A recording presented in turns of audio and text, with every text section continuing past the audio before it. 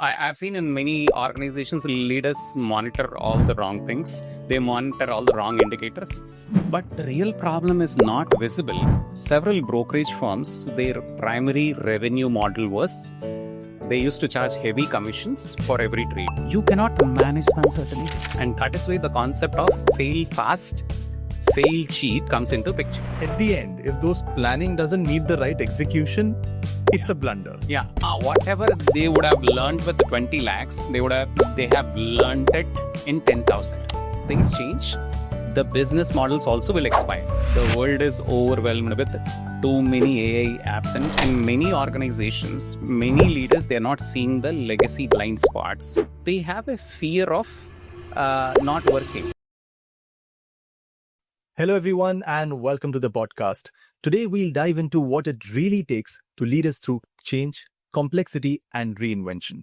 I'm your host, Mohit Manghani, and with me today is a transformation strategist, someone who's seen firsthand how leadership really works when things get messy. Joining us today is the founder and CEO of Sain Innovation, Mr. Sekhar Burra. Sekhar sir, thank you so much for joining us. Thank you, Mohit. Thank you for having me. I'm Sekhar Burra. I'm the founder and CEO of Sain Innovation. So I work with leaders across various domains. I work with high growth startups on, business agility and CXO coaching.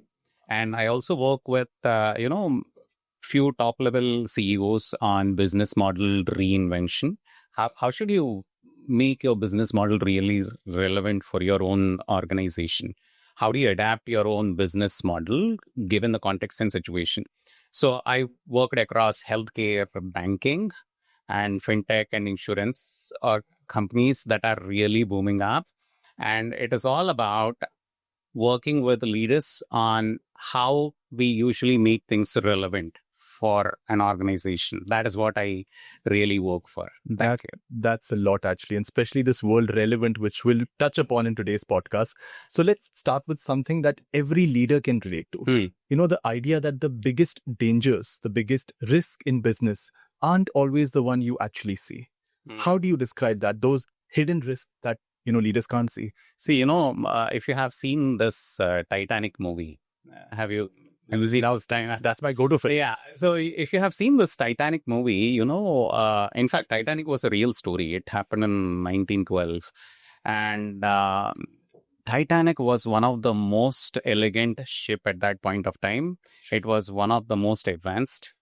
And everyone thought that it was unsinkable at that point of time, So, but what really went wrong there? So majority of the problem, when they met into that accident, majority of the problem is not something above the water. And everything was below the water. 90% of the problem was below the water, and because of which every piece of the ship, it fell apart. Yes. So to me, if you ask me, most of the businesses today are like melting icebergs. What a reference. Yeah. So most of the businesses today are melting icebergs. Most of the business models are, to me, melting icebergs. And the reason why I say this is whatever used to work before is not going to work now. And majority of the time, these icebergs are really, really melting. And it is too late that someone see it. So I've seen in many organizations, leaders monitor all the wrong things. They monitor all the wrong indicators. But the real problem is not visible until it is too catastrophic. Until the collapse happens. Yeah, exactly. Until everything is fall. And then it starts with firefighting and chaos. So most of the time, that is what I have seen in many organizations where I call it as value erosion. Yeah, slowly the value erosion is happening, and the legacy way of looking at it. So I call it as a legacy blind spot. So many times we don't see this legacy blind spot. And as a result of this, the value erosion is happening in many businesses, which many leaders are not aware of. They are not aware of it. They are not aware of it until it is too catastrophic. For example, if you take some examples of US brokerage firms like Charles Schwab and E-Trade There are several brokerage firms. Their primary revenue model was they used to charge heavy commissions for every trade. That was their primary business model, where they get a lot of revenues on high commissions, in the form of high commissions. But what happened is Robinhood come into picture, and then they usually disrupted the whole thing. They completely disrupted the whole thing. And then, they went to zero commissions with elegant, nice UI. And they started targeting millennials and Gen Zs. And as a result of this, all these brokerage firms, which were running on that business model for almost 3-4 decades, they were forced to transform. They are forced to reduce their commission levels. And it is not that they wanted to, but they have to survive. Okay.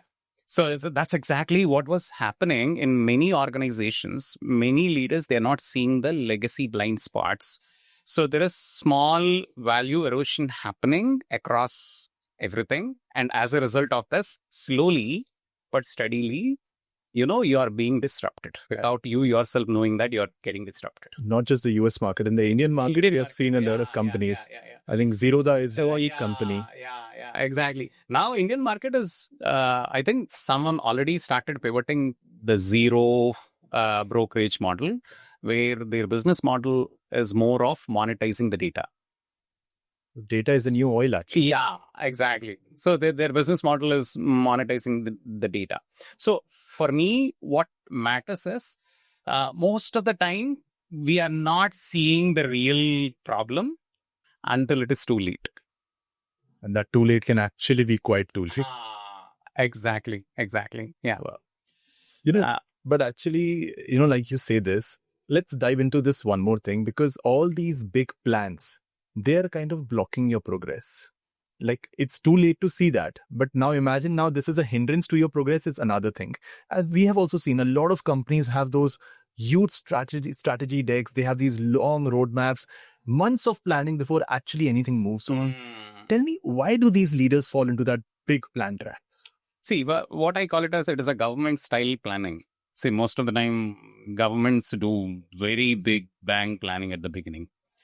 See, when I was in my school, what I was taught was every project that we plan, we have to plan every variable perfectly. We have to create detailed milestones, and we have to lock down the budgets just 1 year before. Okay. And many leaders wanted it. Okay. So, but even when I was a project manager, I used to do the same thing. You know what? I used to make these big plans. They take hell a lot of time, and send it to my boss. My boss used to scroll all the way to the right and copy the end date in an Outlook email and send it to the whole world that this project will be delivered in 18 months from now. Okay. And then, a month or 2 months later, half of our team usually quit for their own reasons. And then now we are stuck with this plan. We don't have a team that can deliver on this plan. So I call this phenomenon as predicting the future. Now, how many of us are really, really good at predicting the future? Anyone has any special skills who can predict the future? And, the more you try to predict, the more chances that you will be wrong. Many a times. I've seen that with cricket experts, but yes, you're right. So humans are really, really bad at predicting the future. Yes.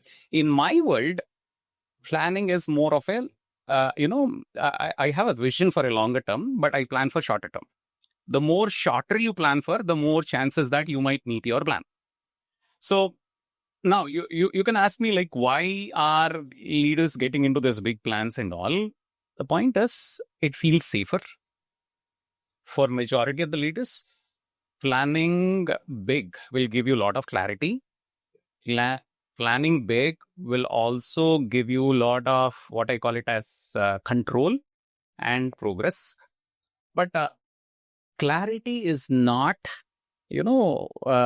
certainty. True. Yeah, I can plan so many things, but you are driving on a car from point A to point B. But you know what happens is in the middle, you're stuck with a traffic jam. You want to reach in 30 minutes, but you're stuck with a traffic jam. And then what do? You try to adapt to a plan. So that is why in our world, we always make plans, but given a context and situation, we respond to market dynamics. The constant change that is happening. Change that really has to happen. See, most of the time, what I have seen in many organizations is they make a big plan and they track everything as per the plan. And usually, in my experience, I made a lot of plans and I never met these plans. All of us. Some point or the other. Let me be honest on behalf of everyone here. So planning is important, but honestly, we are not plan driven. Most of the time, we try to respond to this plans. So in many organizations, what I have seen is they get locked up with these plans. And they used to, track everything as per the plan. And they usually, see, I'll tell you something. The cost of a bigger plan going wrong is very high compared to a cost of a smaller plan. And that is where the concept of fail fast, fail cheap comes into picture. How do you fail really fast? How do you fail really cheap? It's something like this, no? When you got stuck into a storm, don't send your biggest ship. Send 3 or 4 small boats and then see which one survives. And you scale that up. So that is also what I call it as pilot of pilots. In many organizations, what I've seen is leaders do a lot of pilots, but they want that pilot to be very successful. That's why they put a lot of attention and focus on that pilot. Correct. But after the pilot, they go for a big bang execution and everything dooms. And that's such a wonderful point because like you rightly said, it feels safer to plan. But then at the end, if those planning doesn't meet the right execution, it's a blunder. So the cost of bigger plans going wrong is very high. So how do you plan really small and learn from your experiments and see if you are able to make a difference? It's something like this. Now, I was working with one of the wealth advisory firm. Right. And what this wealth advisory firm was doing is they had 20 lakhs set up for developing that platform. 20 lakhs. Yeah, 20 lakhs. And then I went through all their requirements and I went through all their assumptions and all. And then I said like, okay, why don't you go and talk to customers by making a small prototype? So just go to like 40, 50 customers and then make a prototype and show it to them and ask them, is it something what they really want? Worth spending or buying. So, and then they were shocked to find out that at the end of that experiment, almost half of their assumptions were not true. Good thing that they started on a... Whatever they would have learned with the 20 lakhs, they have learned it in 10,000. Big difference. Big difference, isn't it?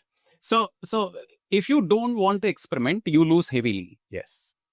So that is why what is really important is the shift.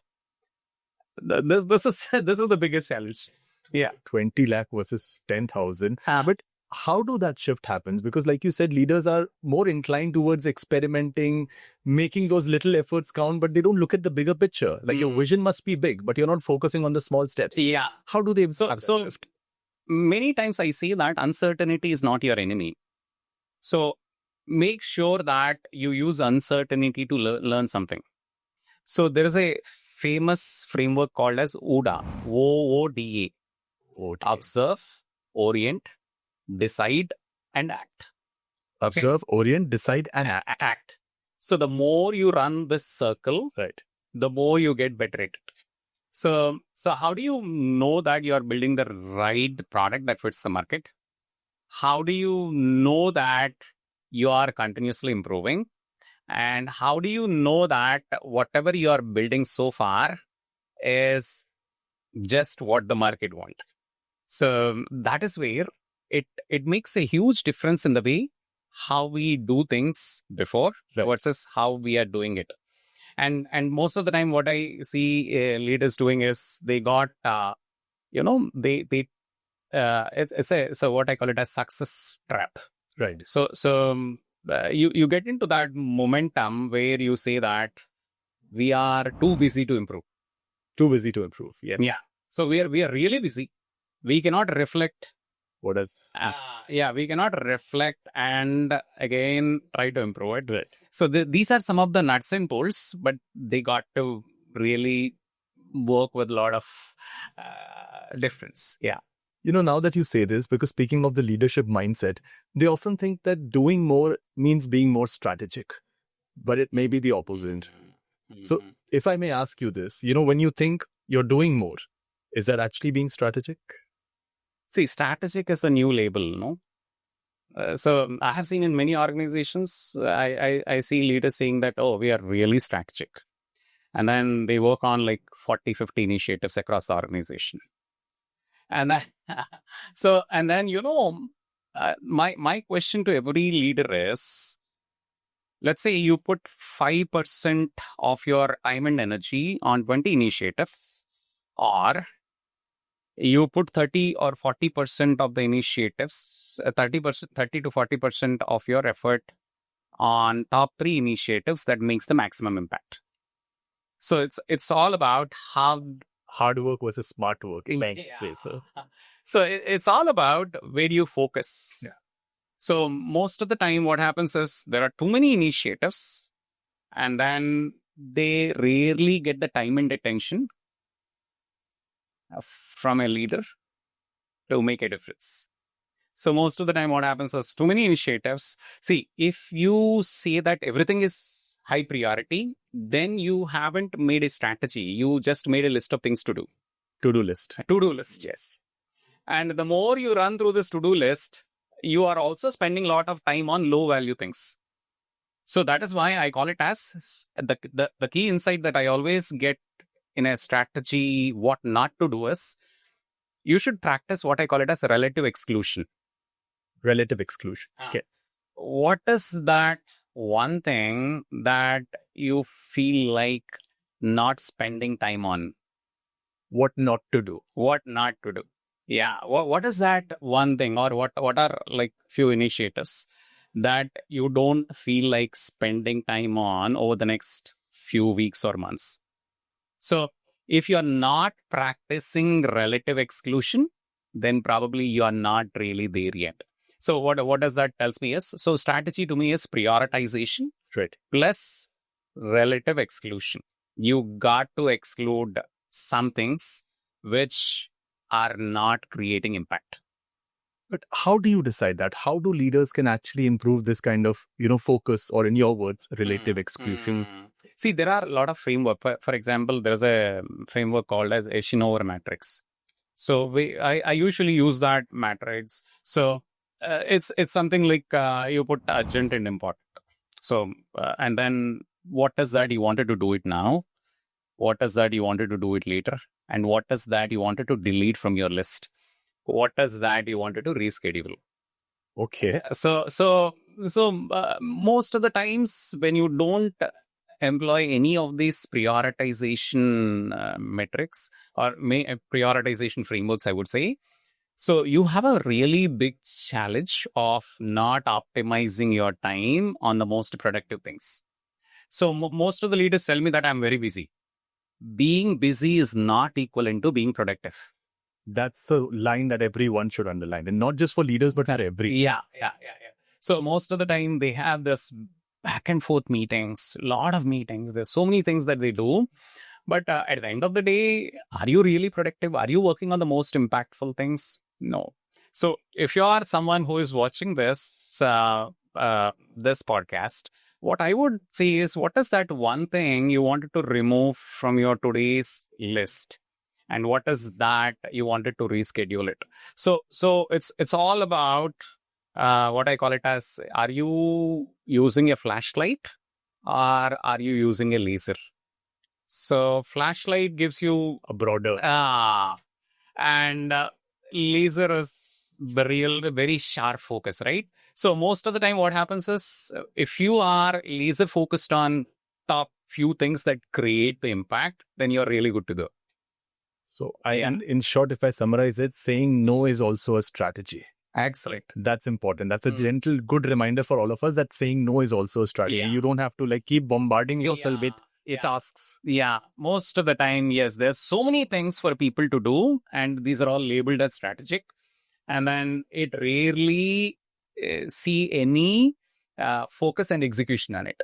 Yeah. That's no wonder sometimes companies don't get the desired results what they plan. Yeah. This brings me to something more connected, relevance. Uh, Just because something has worked for a company in the past, it doesn't mean it will work again, right? But a lot of people don't really understand this.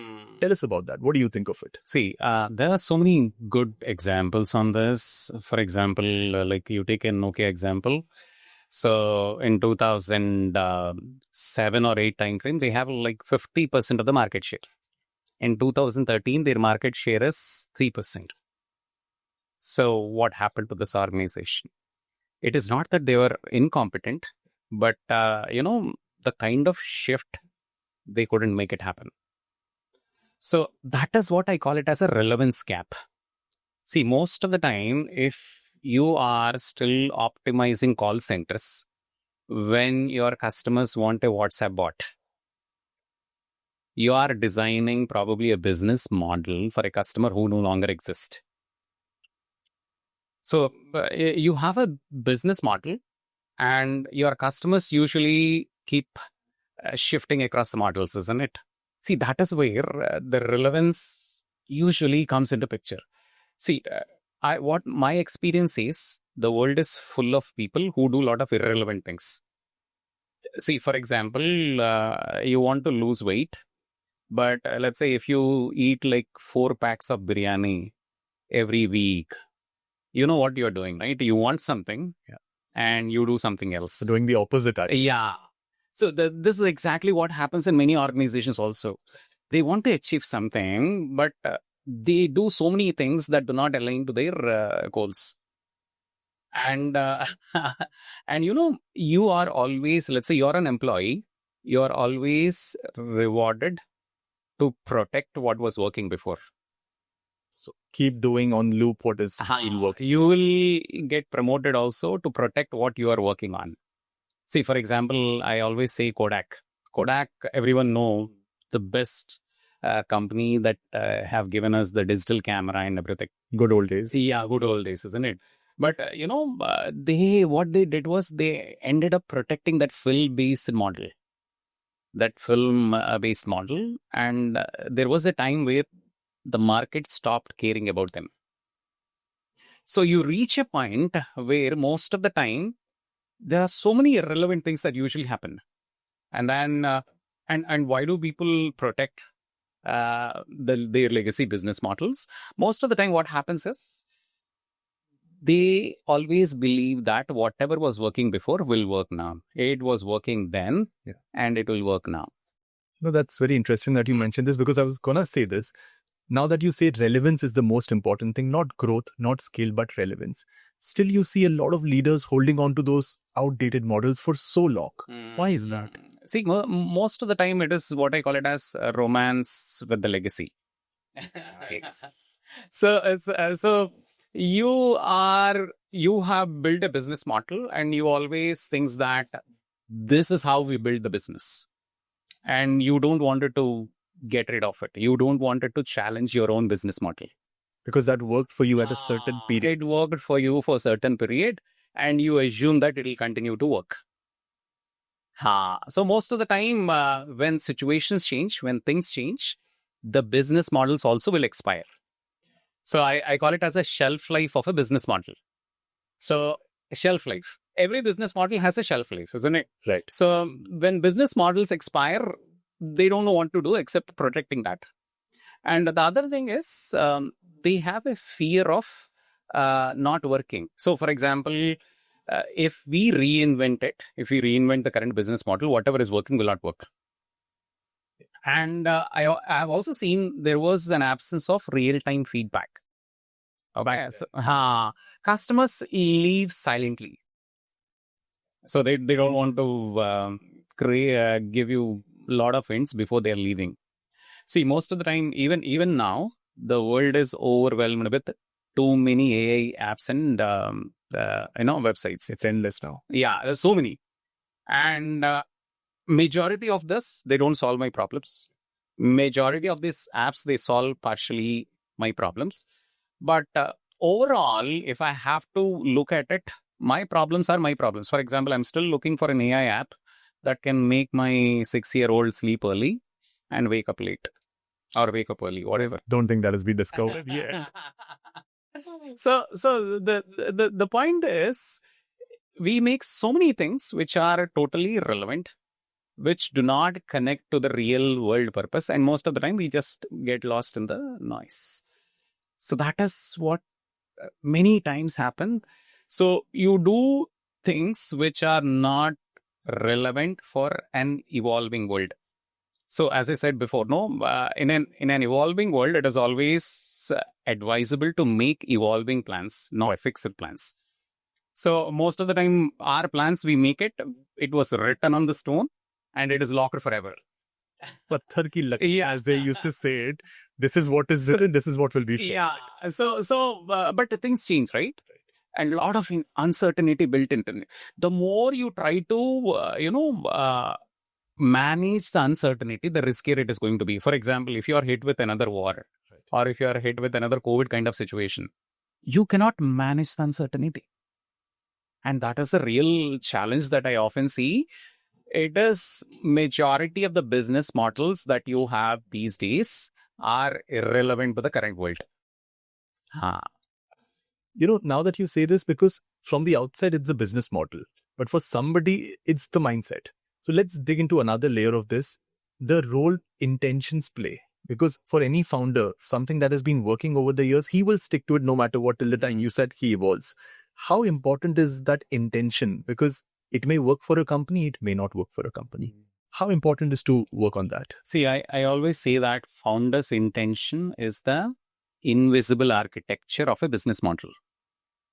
A very important one. Yeah. So most of these intentions are not publicly revealed. For example, I have seen in my practical experience where there is a founder one who wanted to build a business for 3 to 5 years, and this person wanted to take an exit. So most of the time, this person is more interested in how can he maximize the revenue. Quick startups hardly see nowadays. So let's say, for example, let's say you have 2 restaurants, fast food restaurants, restaurant 1 and restaurant 2. The restaurant 1 owner is someone who wants to build a business and he wanted to maximize the revenue multiples. He wanted to bump up the valuations and then he wanted to exit. And his intentions are he wants more and more revenue to be shown on his book. Okay. And on the contrary, you have an founder 2 who wants to build a business for long-term sustainability, winning customer trust and everything. Legacy business model. So what is founder 1 and founder 2 are, let's say, for example, they're starting the same restaurant, that fast food restaurant. So let's say you buy a burger in restaurant 2 for 200. But this person is not looking for, founder 1 is not looking for profits. So he can offer you the same burger at 50. And now all the customers that founder 2 has are coming to Number one. And because he's maximizing the revenues, he's not looking at the bottom line growth. It is easy for this person to bump up the valuations and exit. So there is a very deeper connection into it, how things happen. See, most of the time, for example, in India, there is a famous edtech company which played the same thing. They are not worried about economics, bottom line economics. They are really going mad on expansion. They expanded hell a lot. And then, finally what happened? Now they are struggling with all sorts of problems. So there is no this or that kind of a right or wrong answer here. But most of the time, the intentions matter a lot. Most of the founders' intentions are going to kill the competition and take away the market share from them. And then they wanted to exit. I think now this is where this important question comes. How do you build that kind of leadership that stays real, that stays responsive, that stays relevant? You have worked with a lot of leaders. Yeah. Tell me what. So as a leader, keep your eyes and ears open. Respond to disruptions. If you are not someone who is responding to disruptions, you are being thrown out of the market. Disruption can come in many ways. Like, for example, there is your competitor who is taking all your customers. There is another competitor taking a piece of your business. There is a competitor who is diverting you in all directions. There are some competitors, Microsoft took over Skype, and you know what they did with it. Okay. So again, there's so many things that are happening. What I'm trying to say is every leader has to keep their eyes and ears open and respond to disruptions. Otherwise, so the larger the organization, the less chances that you respond to disruption. Oh, so the bigger the organization, the less focus it is on those small things which is coming from multiple directions. Yeah. Wow, that's such an eye-opener, because usually when you see a big organization, you feel everything is in place for them. Yeah. They must be having a dedicated team who must be looking into these concerns, addressing it, but it's the opposite. See, it's these guys are busy protecting what they are working on. Yeah. See, because that's what they are paid for. That's what they are rewarded for. So if your goal as an employee, if you're rewarded for protecting what you're working, if you're not innovating into the future, then probably you have your own problems to deal with. As a business, it has its own set of problems to deal with. Yeah. That's very powerful. Sekhar sir, I think we have touched upon such insightful points here. I think there's a takeaway for everyone. But right now, someone's listening and thinking, where do I even start? Okay. So they got to think about, is the icebergs really melting? Is the value erosion happening for their own business, whatever it might be? You might be offering a product or a service, but is the value erosion happening or not? And the other thing which I wanted to look into is most of the time, big bang plans, they stop you from learning. So big bang plans are not for learning organizations. So if you're an organization who wanted to learn and adapt, always try experimenting. And the third one is, how do you focus on top few impactful initiatives rather than focusing on 20 things or 30 things at the same time?